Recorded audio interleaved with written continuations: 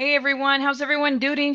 How's everyone doing? Geez, I'm like tongue-tied and we just started the live. That is not a good sign. Alrighty, let me look at this chat real quick. We got some members here. Fun to be Blonde, who's also our mod and a member. Shout out to all our mods. Valerie, Michelle, Bring the Mess, Dukes, our member. Then we have Barbie, our member. Fun to be Blonde, I've already said. Sorry, girl. I said your names a couple times. Mountain Kitty is here. Let's see. Who else do we have on the chat? We have Velvet Pixie that stands with the rabbit. Thank you so much, Velvet, for standing with us. We very much appreciate you here at our channel. Beverly's here. Shout out to Beverly. Dorth Kempf is here, our member. Big Bad Wolf 4. Hi, everyone. And Caroline is here. And let's see who else, who else, who else.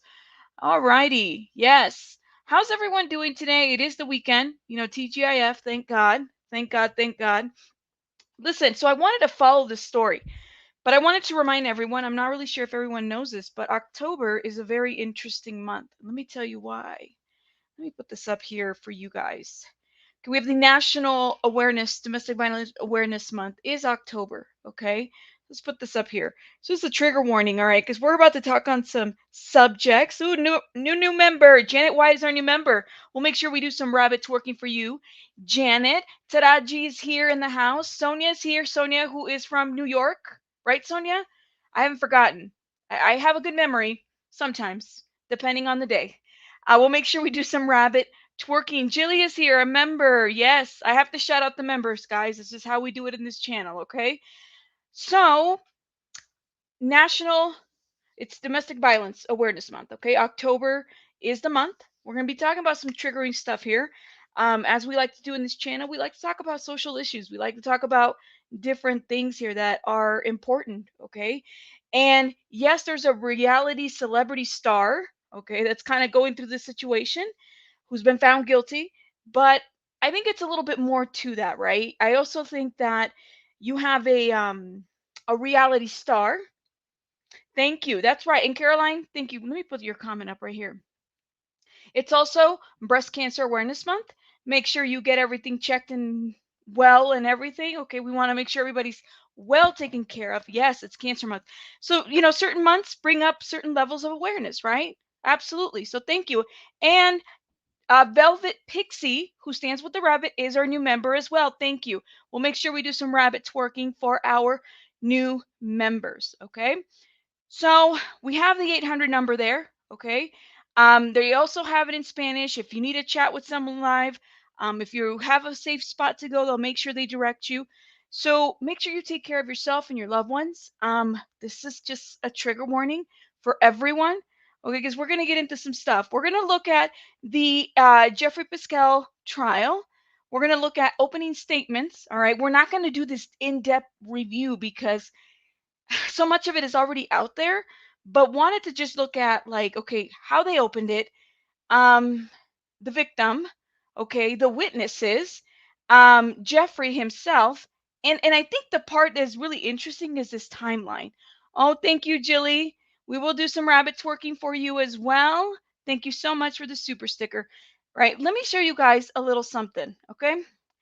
I remember Varya, okay? I remember that episode in season of 90 Day. But I was really confused by this timeline because it was my understanding that um I was confused as to when exactly did he get with Kristen, because when he was with Kristen, I believe I mean I was just under the impression that there was another woman as well. So this man had been with, I guess, other women. So there's this Twitter post that was going around, and it gives a little timeline, which I think it's pretty okay and decent as far as the timeline goes, right? If you've been following this person. So in 2019, he meets Varya on a dating site and they began their relationship. All right. And that was January. March, Geoffrey asked Kristen to marry him.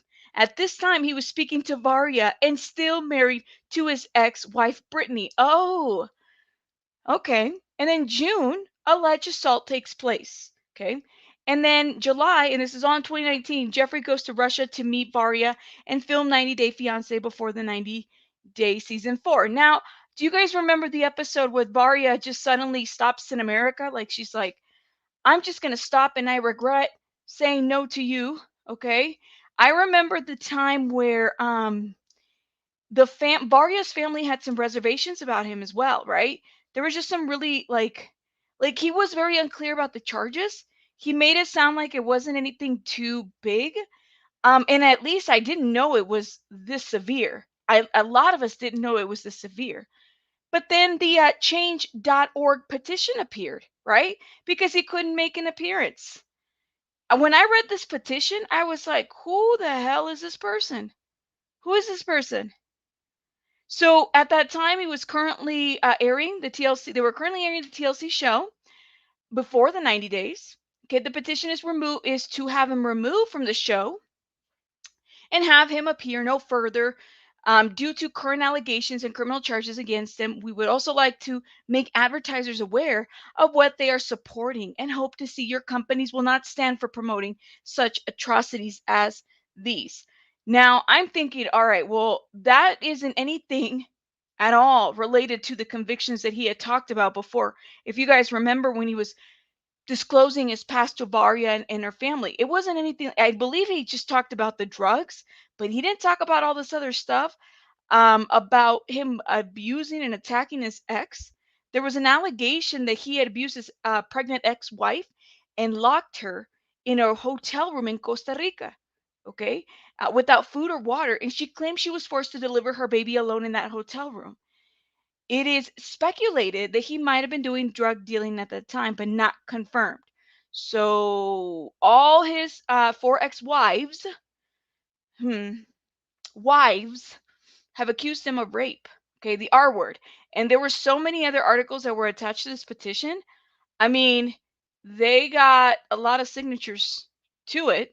It's pretty decent amount of signatures, right? For this type of petition. So this is the one that I was like, I didn't even know that this existed. Mind you, I was following the show. I didn't even know this guy was, what he was at that time. Okay. But moving on to that though, then I started to see the series of mugshots. I said, this man's got a lot of mugshots. He's got way too many mugshots. Let me show you guys what is out there, right? I'm sure some of you guys have probably seen this. Look at this. It's like every year since he was growing up, he's a self-admitted bad boy. Okay. I mean, he was, and there's a new one, obviously, right? It's over here on this corner. This is today's mugshot. Yeah. Oh, Mario said, Rabbit, she did not deliver her baby alone. He was there. This is a YouTube video show. He was at the delivery room. Oh, perfect. Okay, well, thank you for clearing that up. And that was what the petition said on that, what is it, change.org petition. Yeah, it looks like a school photo collage, right? Do you guys see that? That's a lot since 2014, at least. I don't know. But I just found that to be a little bit like, wow, you don't want to have this many pictures out there, right? Like, that's not a good look. But let me share another link with you guys. All right. Let's see. Now, the one thing that really struck me, did you guys see the link about Canada? So he's not allowed in Canada either? I thought that was like somebody made that up. No way, no way. No way. I guess he's not allowed in Canada. The man is not allowed in Canada. That's what was said. Let me see if I can open this little link up for you guys, which I believe is directly from Court TV. Now, my Court TV has been airing this thing nonstop, the opening statements. Okay, why don't we watch that for a little bit? Yeah, so there's a petition out there, something about him not being able to, because one of his ex, thank you, Barbie, is from Canada. So he's not allowed in Canada, guys. Yeah, he's banned. The ex-wife, Brittany, is Canadian, so she's banned. He's banned. So how was he supposed to get any visa or anything if he was supposed to end up with Varya? You see, this guy really, I mean, did TLC did they do any checks on this situation? Or is it just me? Did anybody like I'm just curious. TLC, what are you doing? What are you doing, TLC? Anyways, let me hit play and let's listen to the prosecution and the opening statements. You guys tell me your thoughts. I'm going to pull them up and we'll just have a little conversation about the situation, okay?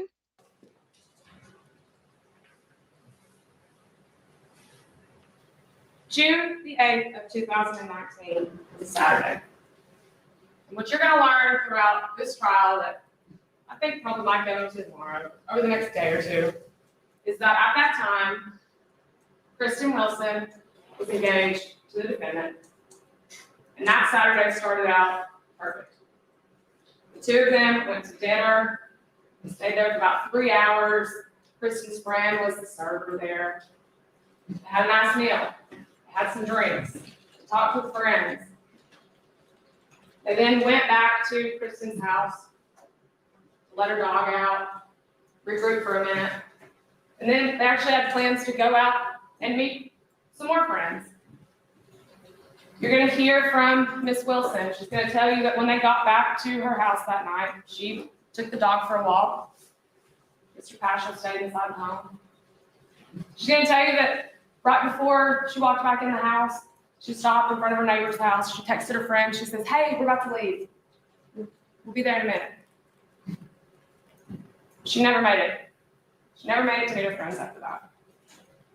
Because what you're going to learn is when she walked back in that house, she was attacked by this defendant.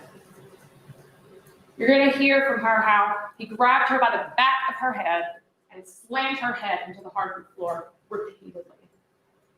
You're going to hear how he grabbed her by the back of the neck, drug her around the house, drug her up the stairs.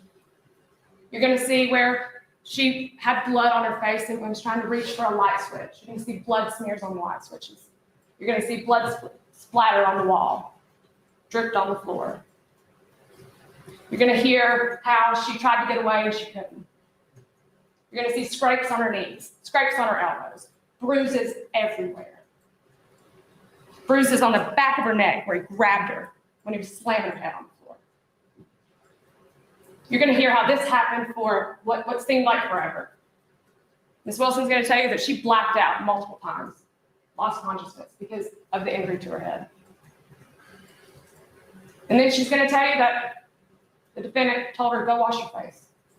After he took her phone and took her car keys, "Go wash your face." So she did. She was terrified. She just wanted it to stop. She went and she washed her face, she washed all the blood off of it best she could. He said, "Go lay down." So she did. She went in her room. She laid down. He sat on the edge of the bed for about an hour to 2 hours while she lay there in fear of her life, with nowhere to go, no way to leave. She's going to tell you that he had her phone. He was going through her phone, deleting things. He synced up her phone to his account, his iCloud account, virtually deleted every trace of himself on her phone, disabled the screen. And she's going to tell you that then he tried to lay down. And after laying there for 2 hours, after being brutally beaten, she decided to take a chance and run. And she did. She ran out of her house at 2 o'clock in the morning, barefoot, no phone, no keys, nothing. She ran over to her neighbor's house, Miss Googe, I talked about in Bordier. She begged her to let her in. Miss Googe calls 911. You're going to hear that Miss Wilson was so scared when she got to Miss Googe's house, she hid behind cabinets. She was so scared that he was going to come after her, she didn't even open the door for the police initially because she thought it was him. You're going to see the injuries sustained by Miss Wilson. And I can't exaggerate this. You're going to see a knot on her head, the size of a fist, basically, from repeatedly having her head slammed into the floor, slammed into the walls by this defendant. You're going to hear how terrified she was that night. Being trapped in her own house, no way to call for help, nobody there but the person who had just attacked her. And I'm going to come back up here after you hear all that evidence. And I'm going to ask you to find this defendant guilty as charged of aggravated kidnapping, domestic assault, and interfering with an emergency call. Because that's exactly what happened on June the 9th of 2019. Thank you all. Thank you, John. Mr. Isaac? An opening statement's like a roadmap. In June of 2019, the road takes us to North Shore Drive, State Highway in West Knoxville. On that evening, Geoffrey Pashchel and Kristen Wilson were having a night like a night they'd had for the last 2 years. They were engaged. They've been dating since 2017. You'll hear they did things like most young people do. Hiking, go to Florida. Geoffrey would go to school events because Miss Wilson was a 4th grade teacher at Sequoia Elementary. But you're going to hear, unfortunately, like a lot of people do, they went out to dinner, and the proof is going to be very candid, very straightforward. They had a number of cocktails with dinner. The state mentioned in their opening statement that the server was a friend of Miss Wilson's. Well, that could be good, and that could be bad. The friend, as you're going to hear, had a propensity or a habit of pouring drinks that were strong and drinks that were free. The young couple had an enjoyable dinner at the Brasserie Restaurant, a trendy restaurant down at the end of North Shore next to Pellissippi Parkway. And you're going to hear they went back to Miss Wilson's house like they've done time after time after time again. But as the evening progressed, you're going to hear they went to walk the dog, went to meet some more friends, going to another bar. This is mutual. This is voluntary. Notwithstanding the fact it was 11 o'clock, the plan was, let's go out and let's continue.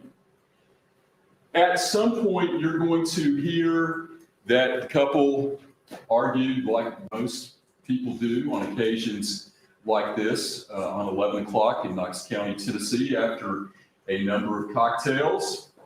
And there was the specter of jealousy. And you're going to hear the story spin 2 different ways. One was Miss Wilson jealous of Mr. Paschel. Conversely, was Mr. Paschel jealous of Miss Wilson. Unfortunately, as we hear all too often, one party saw the other party looking at a phone, jumped to conclusions, and then here's where the road splits and diverges. You're going to hear that based on the factors, alcohol, whatever, that Miss Wilson became upset. You're going to hear that there was an argument. She injured herself leaving the house. She injured herself during the argument and the interaction with Mr. Paschel.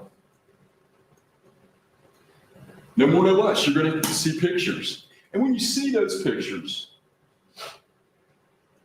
I'm going to ask you, when I get back up here after the proof of this trial, to call upon your life experiences and your common sense.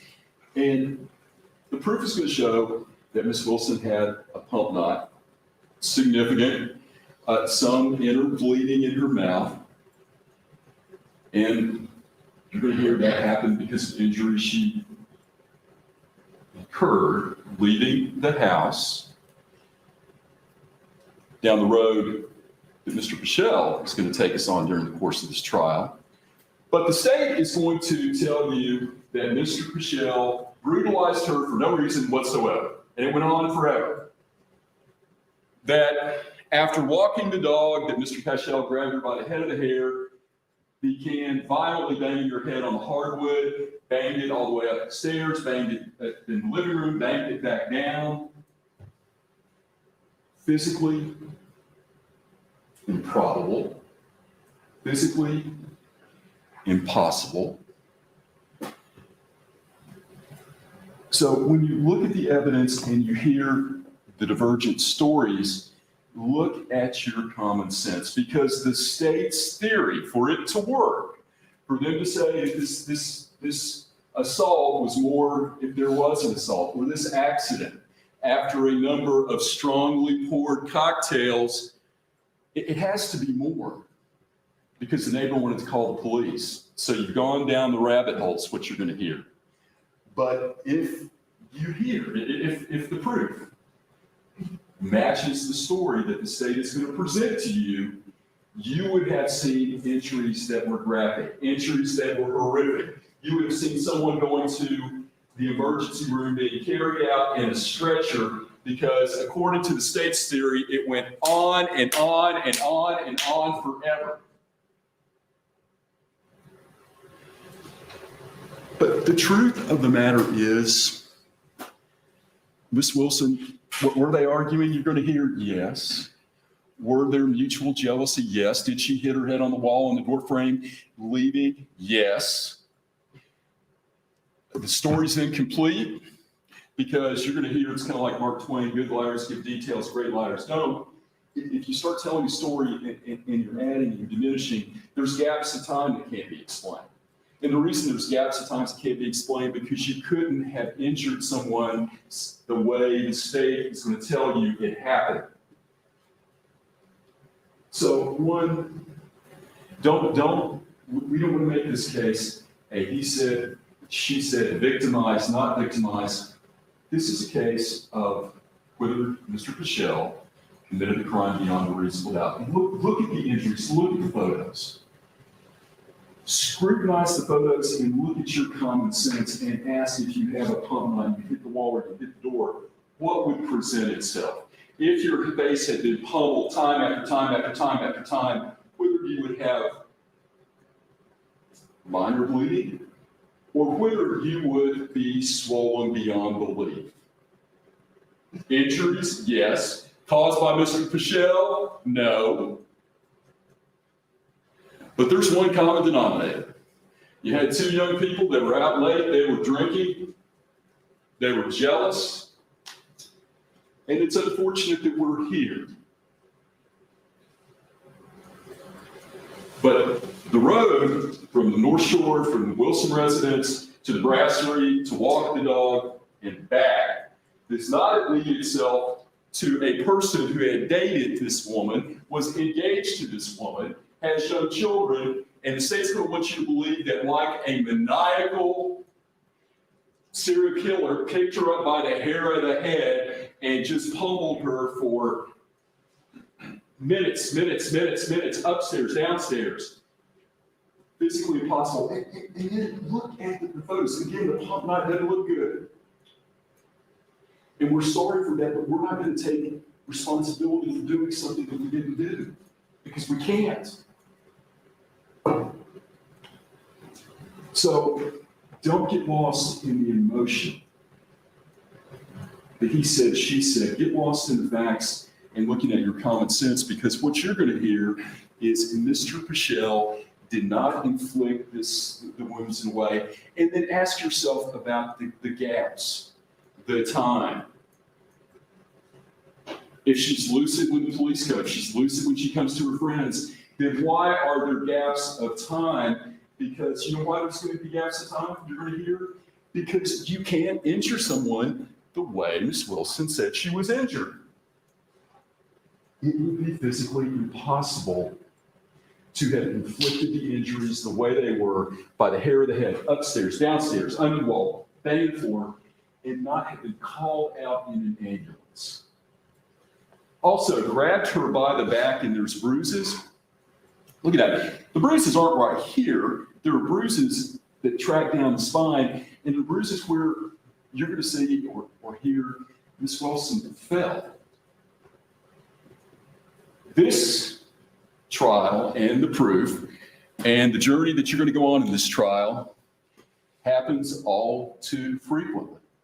You have two people in a relationship that care, that get along, and then you have drink after drink after drink. You have the proverbial pick the phone up. Who are you talking to? Who are you not talking to? Storming out this, that, the other.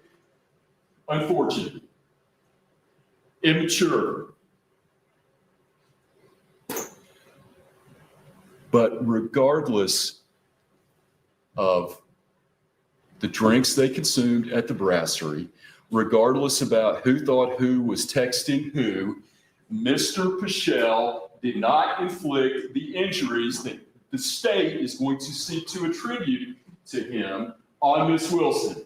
And at the end of this journey down North Shore to the brasserie and back, after cocktail after cocktail after cocktail, we are going to ask you to return a verdict of not guilty.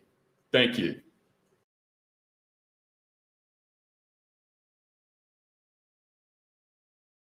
Right.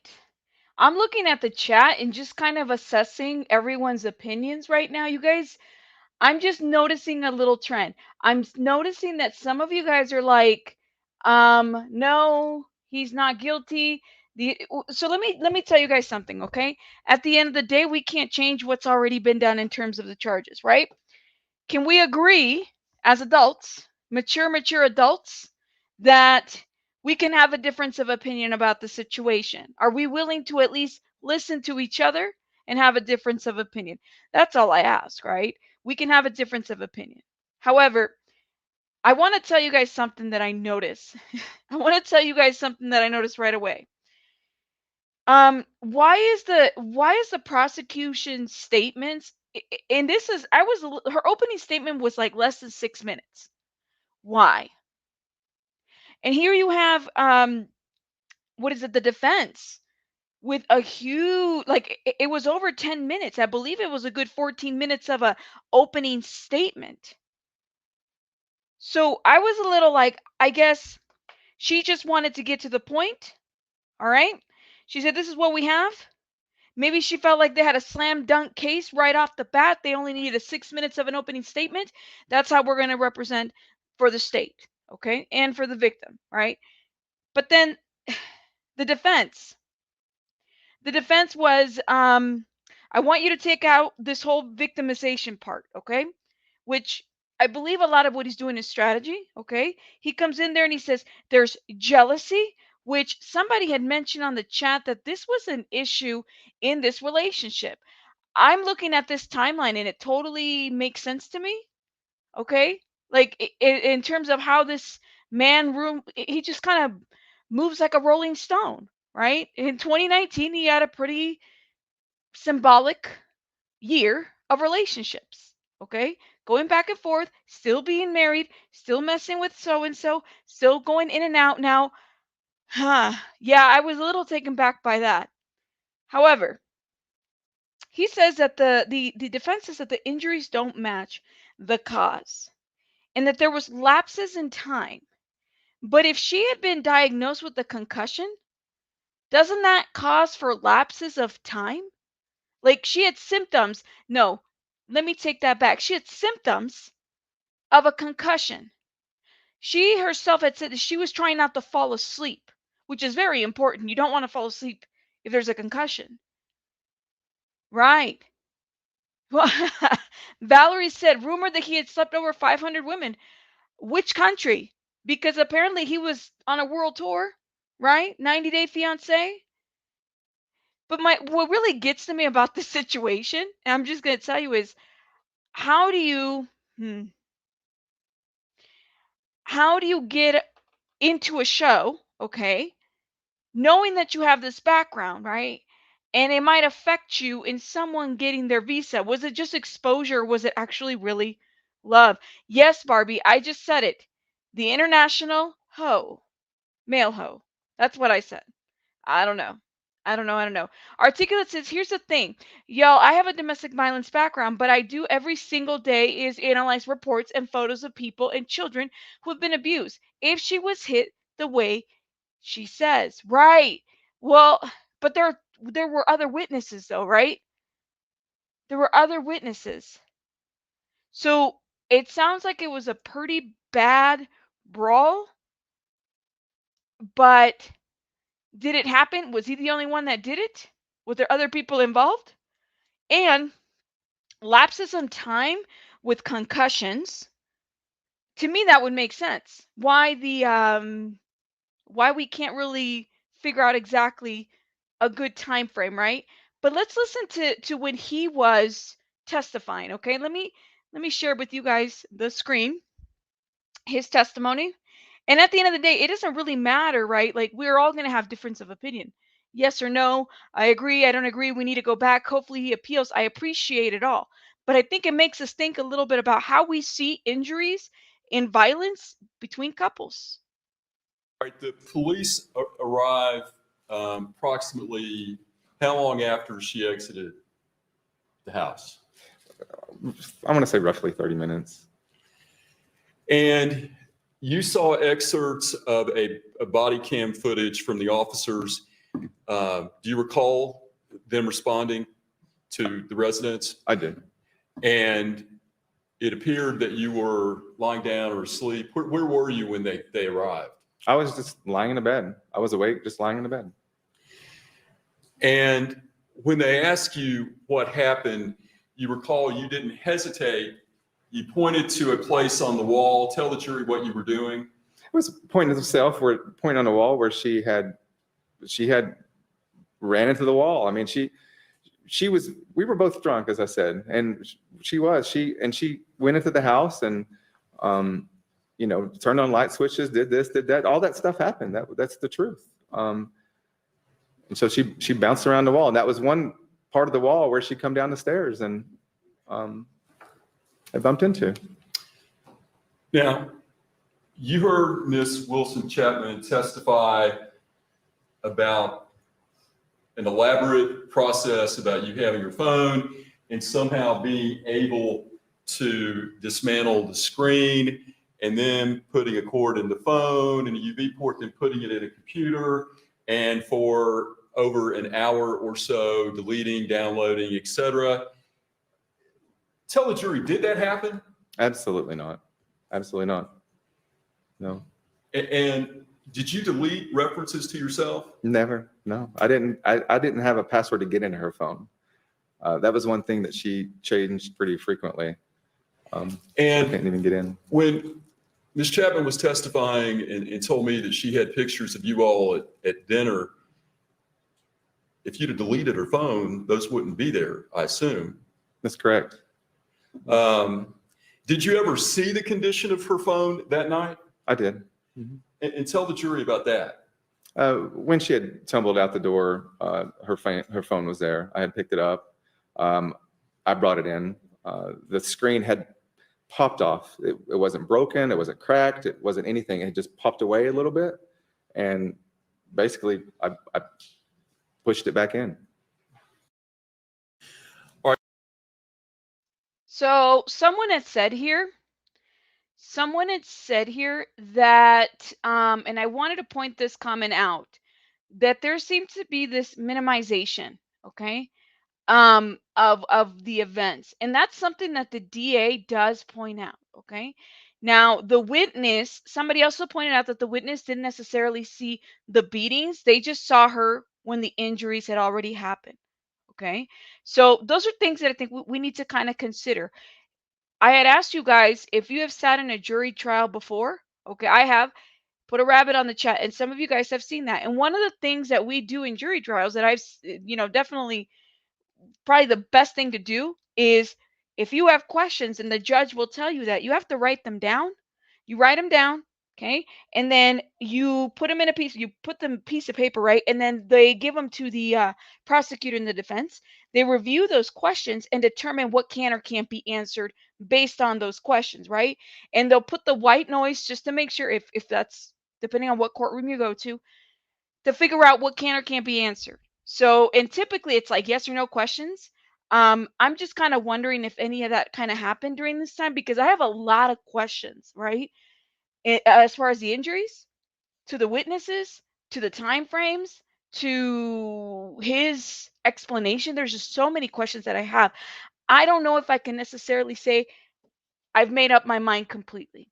Okay. But then again, I'm also not in the jury. None of us are. We're just watching here. I do want to recommend, though, because Heidi does do a very, very big breakdown on this as well, in her channel. So check her channel out as well. We're just kind of skimming through the interesting parts. Not all of them. There's a lot of interesting parts, but we're skimming through because there's just so much to this. And we just have to be mindful of time as well. All right, let me see if I can. Let's look at closing arguments, okay? Because I thought closing arguments was very interesting. I like to watch the opening and the closing. I don't know why. I feel like I learn a lot just between those two, and I'm missing a lot too, honestly, because it's the in between. But I just like the way they kind of argue, and how they describe things, and what this prosecutor did. I mean, she only 6 minutes to close an argument isn't isn't good. That's all I have to say about that. Things that Mr. Isaac just said that I want to hit on, but one of them is within the last couple of sentences here. I believe Mr. Isaac used the words, "nothing emerged." Okay, so we're talking about these text messages that Mr. Paschel wants to rely so heavily on. Think about who gave their phone voluntarily to be examined. The person who purportedly sent these messages gave us her phone so that we could find these messages, and nothing emerged. Miss Wilson sat there and told you she had nothing to hide. She voluntarily said, "Subpoena all my records." Nothing emerged. Records that both the state and the defense have access to. Nothing emerged. They want you to look at screenshots provided by the defendant that no one else has anything to do with but him, that merely just say a name. Half of them don't even have full dates on them. The whole back page, just December 22nd, no year. But they want you to look at these screenshots provided by him over a year after he was charged and say that she's lying?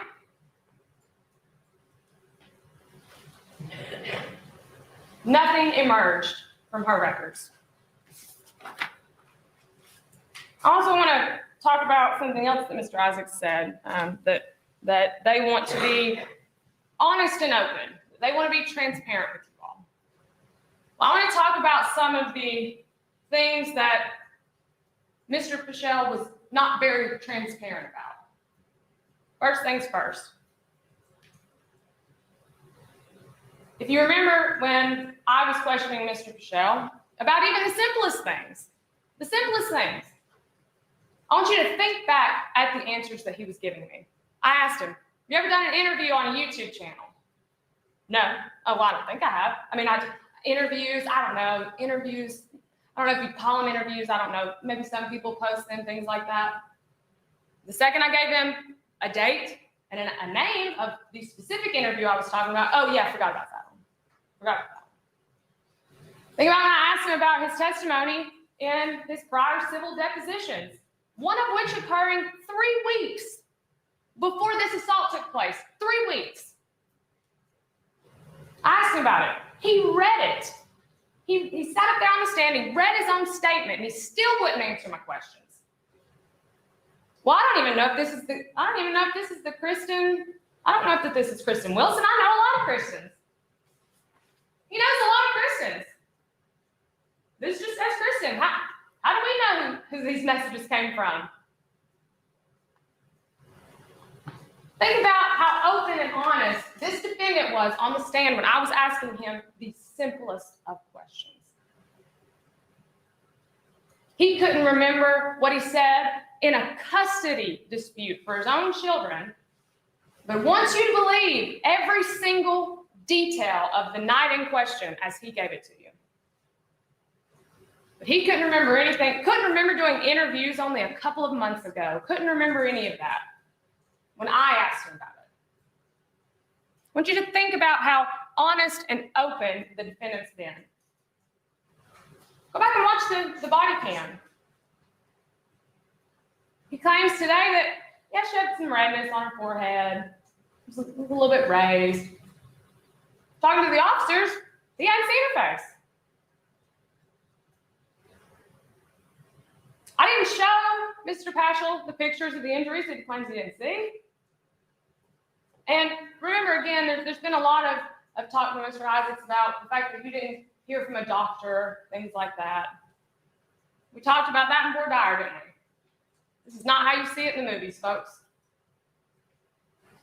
Miss Wilson got up there and she said, I went to the hospital. You hear her say it in that initial body cam when she's talking to the emergency personnel. She said she's going. You heard Miss Gooch say, yes, I took her. Waited there with her. I drove her. She had a concussion. Not like that. No one's surprised. We didn't need to call a doctor in to say she had a concussion. She told you. That doctor couldn't have told you how that concussion came to be. There's no way Mr. Isaacs would have let a doctor say, well, this is from an assault or this is from running into a doorway. There's no way. She told you she had a concussion. So the fact that a doctor was not put on the stand is really quite irrelevant. And I just want to make that point known. This isn't CSI. Like I said, we talked about this before. That's not how it happens in the real world. She told you she went to the hospital. Miss Gooch told you she took her to the hospital, and she told you she had a concussion. Simple as that. And when you look at those pictures, look at that knot on her head, no wonder. No wonder. Ladies and gentlemen, this case has been long and drawn out mainly because of the arguments of the attorneys. And there's a lot of things that Mr. Objection. Can we approach?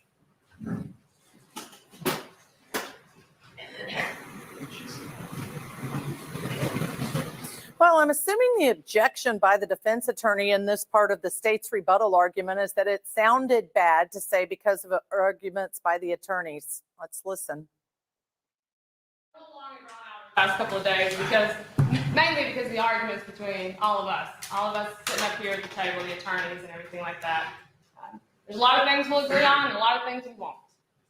But at the end of the day, this decision is going to be based on the evidence and your own common sense, like I said before. I want you to think about Ms. Wilson's testimony. Think about how scared she was. Think about how this has affected her, not only then, but all the way up to now. She took that stand. She told 13 strangers with cameras in here and everything. The defendant's used to cameras. Ms. Wilson's not. She took that stand. And she told you exactly what he did to her. She didn't waver on the details. Yeah, of course. She blacked out a few times. She'd be the first person to admit that. Again, an assault like this, no wonder. She didn't waver on the facts of that night. Not once. This man who she was engaged to, who she had been with for 2 years, who basically lived in her home, brutally attacked her. Brutally.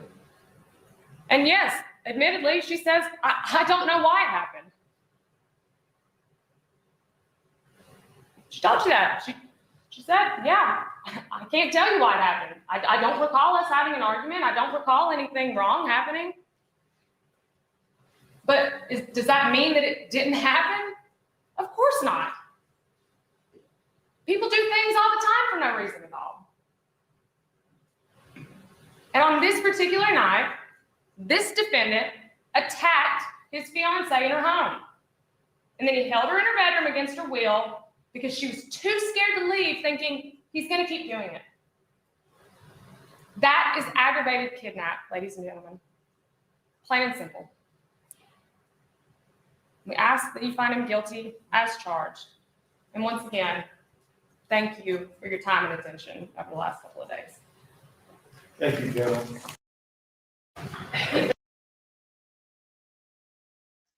Oh man, you guys are really commenting on this situation. Let me just bring something up, okay?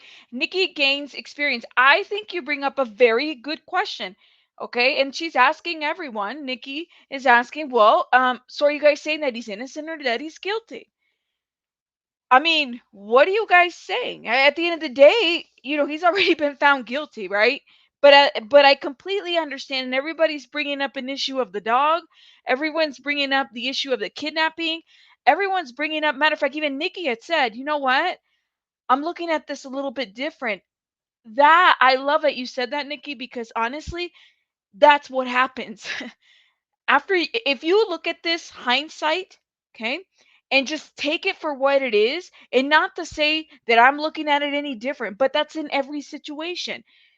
You start finding out details that maybe might have not necessarily been pointed out before, right? There's a dog. There are witnesses, but the witnesses didn't actually see him beat her. They were just, there was alcohol involved. So many factors that made the situation a really bad one, right? So, what do we make of it? What do we make of it? And Lisa Lovely saying, I'm saying they didn't prove him, they didn't prove his guilt. Now, let me ask you a question, Lisa, and this is just for everyone. Do you guys think that his past, his international hoeing played a factor into this situation? Now, international hoeing obviously is not something that people would say in the courtroom, but I'm just saying because he seems to be a little bit of a ladies' man, right? Valerie's like, yes, yes, yes. Right. So I'm just thinking, where are you guys landing with this? Because yes, he's been found guilty. Okay. Pictures will say something. I'm still a little concerned about, I'm gonna be honest with you. The concussion piece is huge. Okay.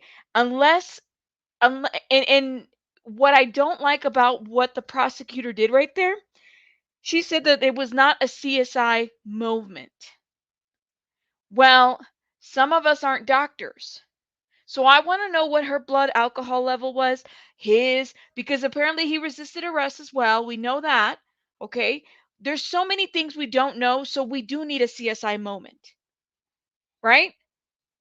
We need a CSI moment. We don't have all the answers. Otherwise, Nikki would not be saying on the chat, I'm looking at this a little bit different. And that is just so normal when that happens, right? So I'm just curious to know, did we need a CSI moment for this case? I think so. Why not? Why not? And I think it's ridiculous to think that you wouldn't. I think we needed a CSI moment. And I think that it was up to the defense to bring that up. That would be a good defender. He would probably bring that up and say, you know what? Let's go figure out if there was any, the dog, were there any bite marks? Was there anything relevant there? Okay. That's how you would defend. As much as, and you don't have to like the person that you're defending. That's the gold piece. A good defender is going to defend you if they don't like you. I don't always like people, right? Like, you're going to defend the people that you don't like. You're going to break bread with the people that you don't like. That's a good defender. So, thank you. And where are the phone records? But the prosecutor didn't want to have a CSI moment. You know why? Because she saw her case pretty cut clear, okay? And honestly, if she doesn't have to work as hard as she, needs to, she's not going to. It was up to the defense. I don't think that was a good attorney, and that's just my opinion. I mean, I like the way he, had his arguments, but I would have pushed. That's just my thoughts. I would have pushed. I would have poked holes. I would have searched the CSI moment. I really would have. My opinion. Okay? That's just my thoughts on that. Now, let's look at the verdict, okay? Let's look at this verdict real quick. And let me stop. Let me remove this. Let's share this little screen. See what you guys think about this little verdict, okay? Alrighty. And, let me put your comment down, girl. Sorry. Let's see. And. The jury found the defendant Geoffrey Paschel guilty of aggravated kidnapping. And as to count two, how does the jury find? We, the jury, find the defendant Geoffrey Paschel guilty of domestic violence. And as to count three, how does the jury find? We, the jury, find the defendant, Geoffrey Ian Paschel, guilty of interference with emergency call. Thank you. Please be seated, everyone. If you please pass those verdict forms to the court officer. If that is the verdict of each and every juror, would you please signify by raising your right hand? Count 12 hands. Thank you all. Does the state request further polling? Does the defense request further polling? No, Your Honor. Ladies and gentlemen, let me thank you so much for your work on this case and your work during this entire panel. I know that many of you have sat on multiple juries in this 2-week period. As I said at the beginning of this trial, it is absolutely essential, the work that we're doing here, and we could not do it without your hard work and determination to be here and be good citizens. So on behalf of the people of Tennessee, let me thank you so much. You are now excused from this panel. Thank you for your service. All rise for the jury.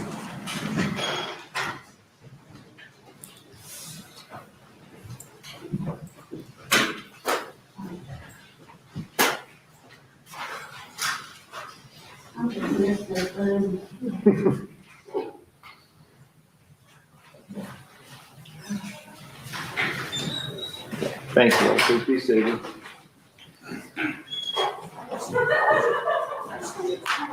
Okay, in my role as the 13th juror, I do agree with and approve the jury's verdict in this case. Pursuant to statute, the defendant having been convicted of aggravated kidnapping, a Class B felony, I hereby revoke his bail. He'll be remanded to the custody of the Knox County Sheriff's Office pending sentencing. We do need to pick a sentencing date in the case. What's a 45-day date? 21. Okay.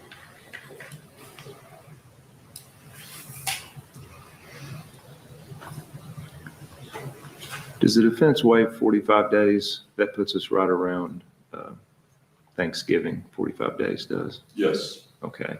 How about Friday, December 3rd? Would that work for a sentencing date for everybody? It's good for the state judge.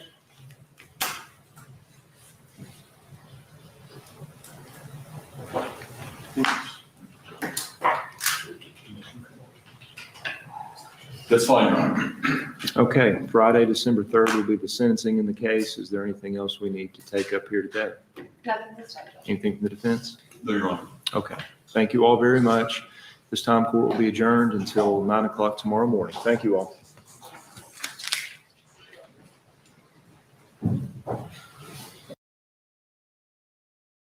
Wow, you guys are in the chat.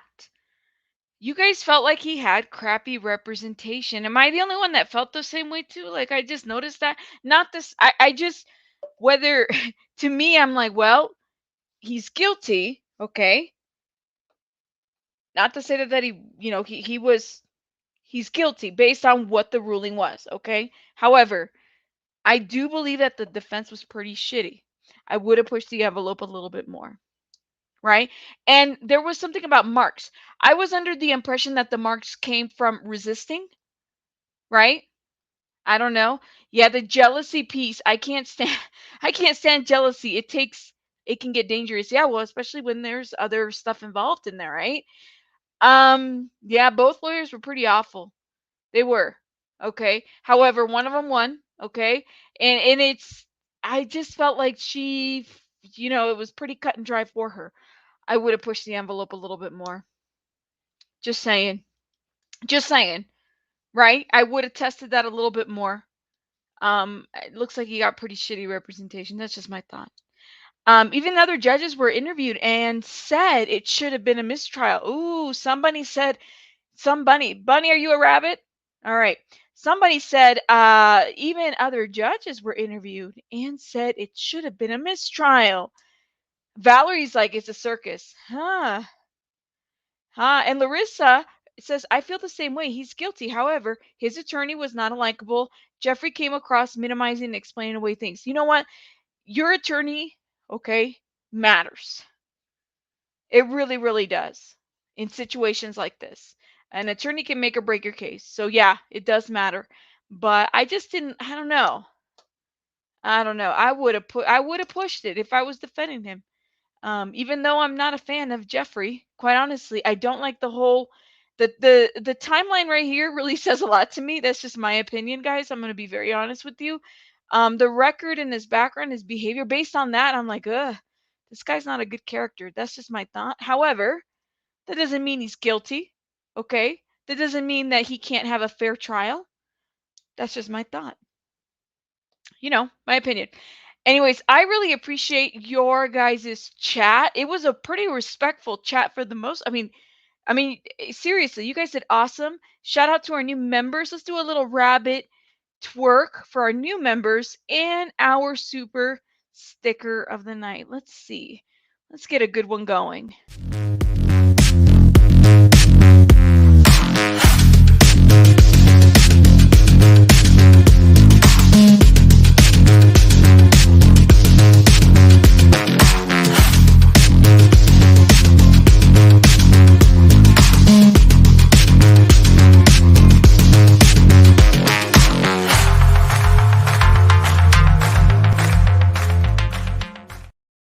Yes, yes, yes.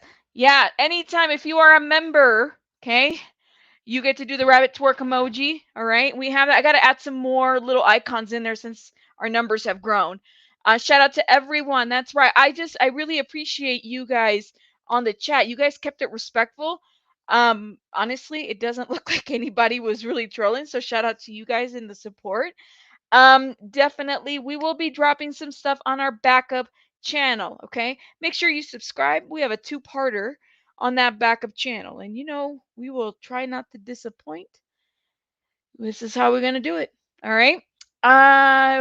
Janet says, I hope there's a retrial and they get a real state attorney. Yeah, but now it's money. This stuff is expensive. Now I want to make sure I don't forget to share again because it is my goal to make sure that I share this, okay? We have let's see, where did I put it? Where'd it go? Where'd it go to go? Here you go. Okay.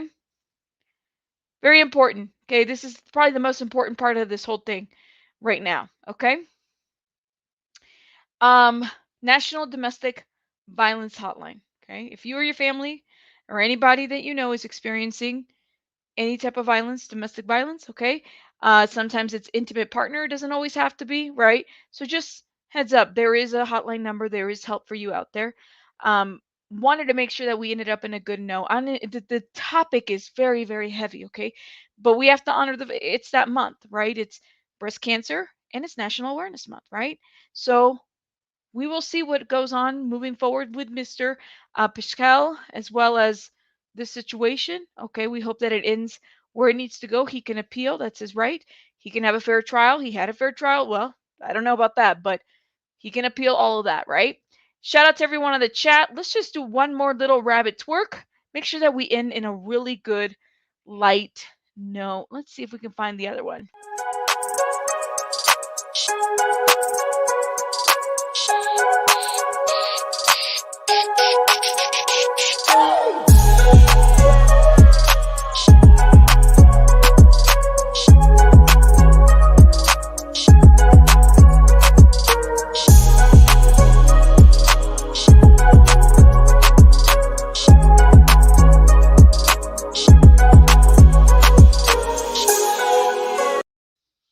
All right, guys. Well, you guys have a wonderful rest of your night. The rabbits are out. Make sure that you subscribe to our backup page. We have to get monetized. You guys already know. Shout out to everyone in the chat. Rabbits out.